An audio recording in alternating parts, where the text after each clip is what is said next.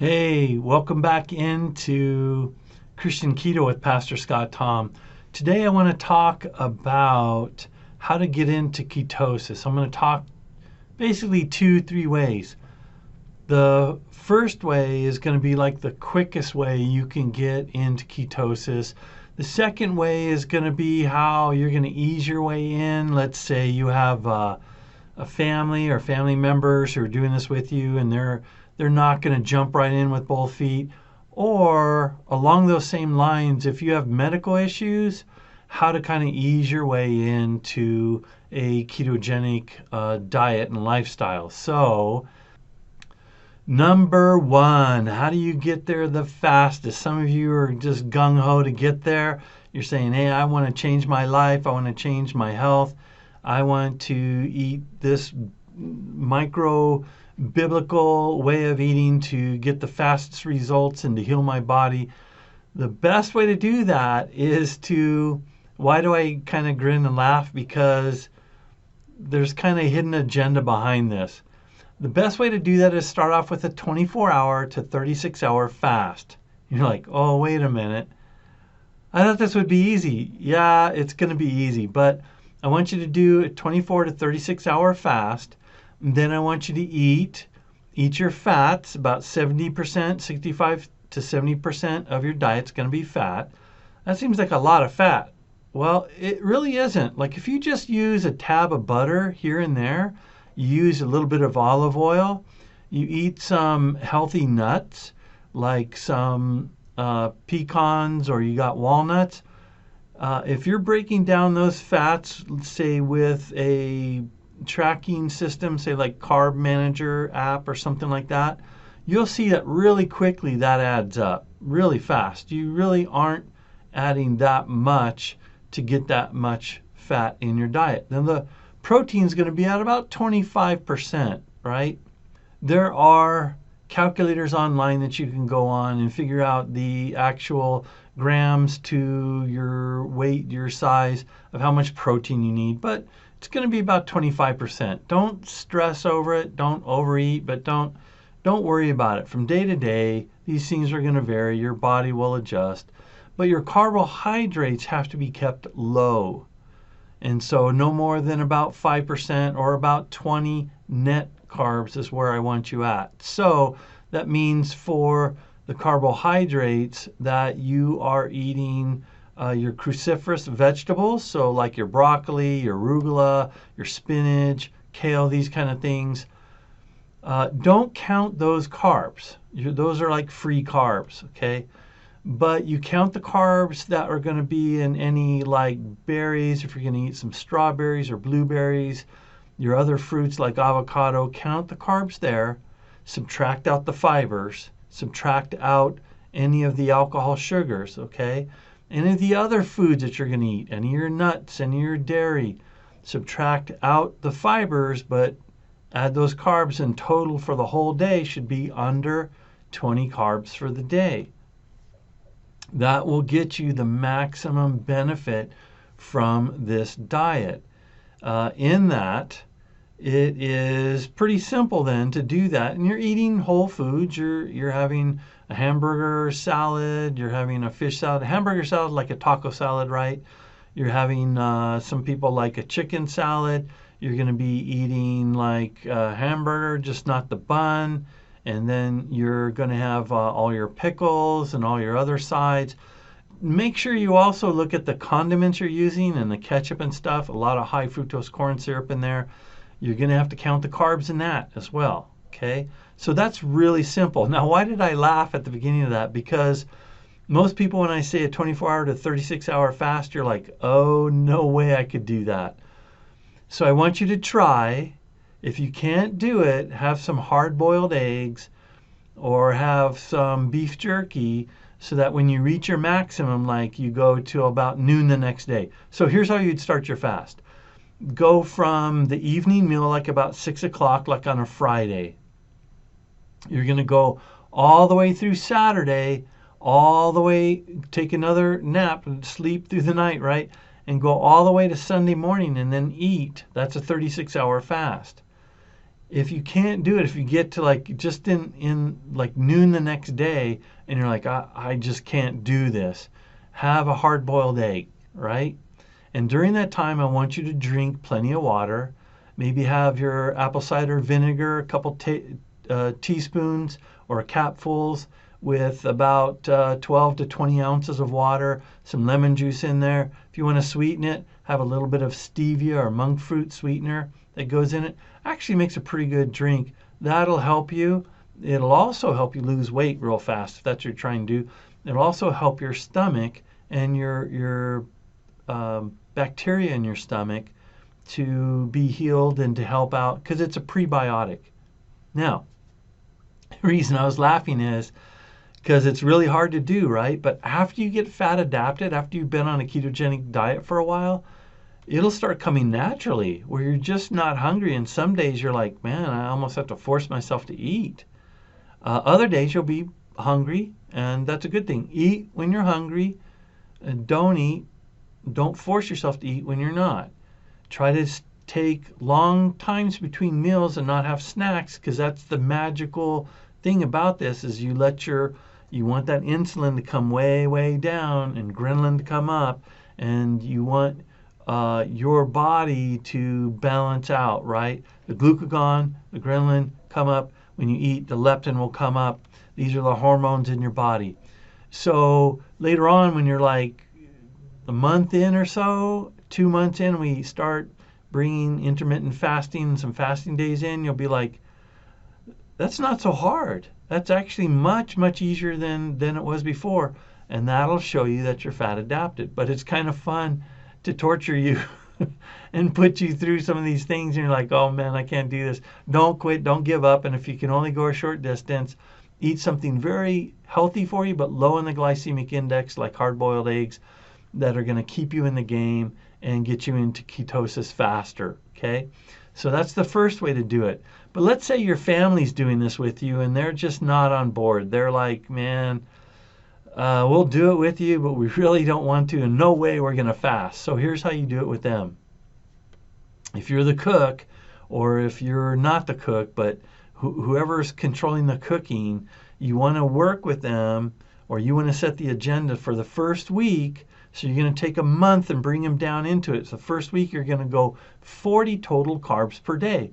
And they won't really recognize that at first, that it's so much less in carbs, because you can have some extra fruit. You can have like almost a whole apple on that kind of diet per day.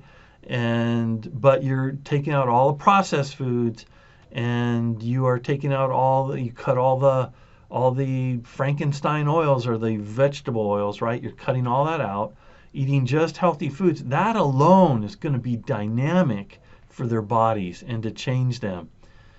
But the next week, you kind of get where I'm going. The next week you go 30, the next week you go 20, and so you ease them into it. If they're really balking, hold them at like 30 for a couple weeks and then down to 20. Okay, 20 net carbs, and that'll get them in that. But the only problem with this is sometimes when you go through, which is the insulin flu, this sometimes called the keto flu, that may be prolonged for some people because you're slowly moving into it. For other people, it's moving slowly like that, they won't get the flu at all. It just depends. And I want you to learn to adapt this to your lifestyle and to your body and your body needs. You may have to go slower at first. You may find out that you dehydrate so fast, like you feel your heart beat and stuff like that. It just means your body has shed so much water that you need to hydrate. You may need to go up in carbs a little bit. People will tell you, hey, no, just eat your electrolytes and do that, and that'll solve it. It basically will, but it's kind of scary to go through that. You're going to be okay. But if you go up a few carbs and work your way into it, it's not the end of the world, right? Don't be so strict. Don't be legalistic with this.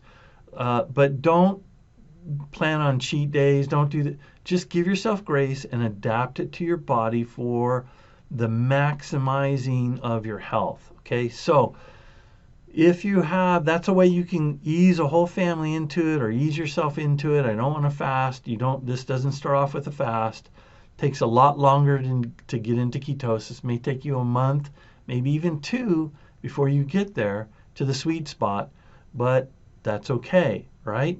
Now, if you have medical issues, if you're diabetic, if you're on blood pressure medicine, if you've got other things, other medications that you have to take with food, then don't fast like just with water and no food. Take the hard-boiled egg and have your 3 meals. Eat that. Take your medicine with that. Don't jump off your medicine. Stay on them. However, I really want you to monitor yourself. Please, please, please. This sounds so simple. This is just eating healthy foods. You're cutting out some high glycemic vegetables and fruits for a little while, but all the rest is just natural foods. It's not a weird diet. You're not like, hey, I'm only eating potatoes. I'm only eating the rice diet. I'm only eating. You're eating a balanced, good, healthy diet, but it is like taking a radical drug. It will begin to change your body. And so as it drives down your insulin, those people who are taking insulin and trying to be insulin sensitive, what will happen is if insulin comes down and your blood sugar comes down, that's a good thing, right? Insulin too high with blood sugar that's low is a bad thing. That's why as a diabetic they tell you eat your carbs, because they don't want you to have a hypoglycemic incident where your blood sugar goes too low. That's dangerous. So you should be monitoring your blood sugar a lot, right? Multiple times a day. And you monitor that, because if you're still taking a high amount of insulin and we're dropping the carbs, so your blood sugar starts going down, you can put yourself into a bad state. Don't do that. If you have concerns about this, talk to your doctor. Make sure that you're getting proper medical advice. But most people can handle it, and you're probably used to monitoring your blood by now if you've been diabetic for a while. So I want you to be hyper vigilant with that, right? Be very, very careful with that. And if you have high blood pressure, this begins to resolve it for some people very quickly. For other people, it may take years to really help get you off your blood pressure medicine. But for some people, it'll start resolving it pretty fast. And you'll get up and you'll feel lightheaded, you'll feel faint, because you're still taking the same amount of blood pressure medicine, but your blood pressure isn't as high as when you're taking that medicine before. So it starts coming down, and then you're taking this medicine and it's forcing it down even lower. Then guess what? You're going to be lightheaded. There's other things going to happen. You may even feel like you're going to pass out. Get a good blood pressure cuff that goes not on your wrist, but that goes on up around your bicep, right? Spend the money for it. Get a good one and monitor yourself. See where your blood pressure is at. For some people, because it's a hard time balancing your electrolytes. Sometimes your blood pressure goes up a little bit because you're taking a lot of salt. Try to balance yourself out, and sometimes way too much, and you're going to gain a little water weight. It'll elevate your blood pressure, usually not too much, 6 to 10 points, but you may need to talk to your doctor and go, hey, I have high days and low days, I'm trying to balance myself out. Can I get just a little bit extra or another blood pressure pill that will help me with that? Most doctors will tell you, yeah, they'll help you out. And you monitor really closely and you balance it out. After a while, you're going to see those numbers start to go down, okay? Again, don't just take yourself off your medicines. Talk to your doctors. They know how to de-prescribe and get you off these medicines. Don't get discouraged if you're going to be on your medicine for a while. I thought keto was going to heal me. Be patient. You may have had this problem for years, it's not going to necessarily resolve in 3 days. It may take 3 years. That's okay. It's better, though, for you to heal. Stay in a safe zone. Try to get your body in a homeostasis situation with your blood sugar and with other things going in your body, and especially for your blood pressure. So to do this, do the same thing. You don't necessarily need to fast. I don't necessarily recommend it. Start at 50 or 60 carbs. The next week, take it down 10 carbs. So go 60, week 2, 50, week 3, 40, week 4, 30. And then that next month, you're going to be in 20 grams per day of net carbs. And doing that, you'll kind of feel it. And if you go too fast, you'll feel it too. And you'll be like, I'm going to hang out here at 30 for a while. That's okay. That's okay. Don't feel like you got to be absolutely 100%. If I'm not in, I'm not, work your way down to it. It's better that you go slower and stay there rather than jumping in and go, oh, my body freaked out. It shouldn't freak out, but it may. And you're like, all I'm doing is eating real foods. It shouldn't freak out. But it shows you how long your glycemic load is going. It shows you how insensitive you are to the insulin. It shows you how your body is like reacting to getting good food and whole food. But you'll start to see things like your gastroesophageal reflux disease changing. That may happen immediately. You're going to start seeing immediate change in your acne and your skin. You're going to start seeing immediate change with your appetite and these kind of things. And it's going to be good, right? So those are positive notes. If you have to back off a little bit and come back, that's okay. But I don't want you to use that as an excuse to cheat and go, well, I really want some carbs. He said you could go into this slowly, and all of a sudden you're eating the chips and you're doing it. That's a bad relationship with food. They should not dictate how you live. If your life is governed by the food, then you're addicted, and it's not a good place to be in spiritually, right? You are in charge of the temple God has given you. Your spirit dictates to your body, and you tell your body, I'm going to fast, or you tell your body, no, I'm not going to eat those chips, no matter how much it screams at you.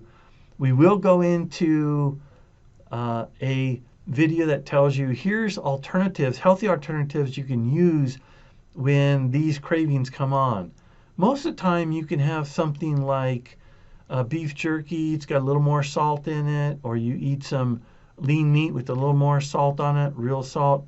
And a lot of times that'll stop the cravings, which is kind of weird because you're like, I really wanted sweets, but this salty food kind of helped me. And so you'll find out that sometimes your body asks for certain things, and it may be sweets, but it's really just thirsty, or it needs the salt. Because sweet and salty comes together a lot of times, and your body's triggered by that. So I hope you find this video helpful. This is how you get into the ketogenic diet, whether you are going to jump in or whether you ease in, or whether you have medical issues that you need to monitor closely and then get yourself to a place where your body begins to heal itself. All right? If you like the video, you know what to do. God bless you. See you next time.